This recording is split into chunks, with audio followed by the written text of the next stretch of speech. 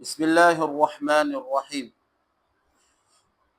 مسلسل کچھ دنوں سے پھر دوبارہ امریکہ اور ایران کا کچھ جھڑپ ہوا۔ جو معاہدہ وہ کر چکے تھے وہ درمیان پھر کیا ہوگا، جھڑپ ہو گیا۔ ابھی ایک معاہدہ ہو جاتا ہے، اس کے بعد اس طرح پھر حالات خراب ہو جاتے ہیں، تو پھر ہم کس کی بات پر یقین کریں؟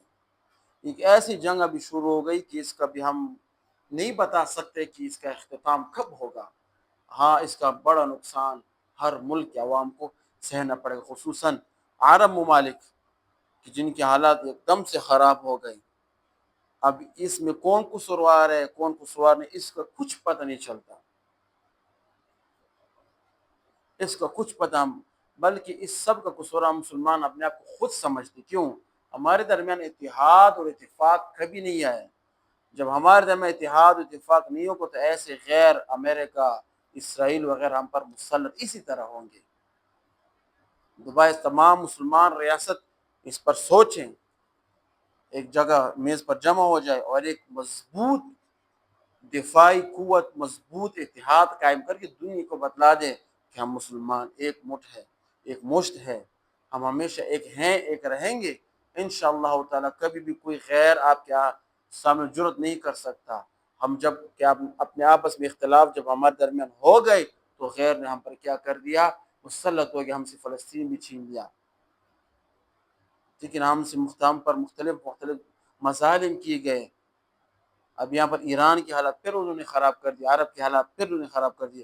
اگر ہم مسلمان ایک ہوتے تو انشاءاللہ کبھی بھی خیر کیا کرتے ہیں، جرت نہ کرتے ہیں۔ وسائل ہمارے پاس ہے، قدرتی وسائل ہمارے پاس ہے، لیکن ہم کمزور ہیں۔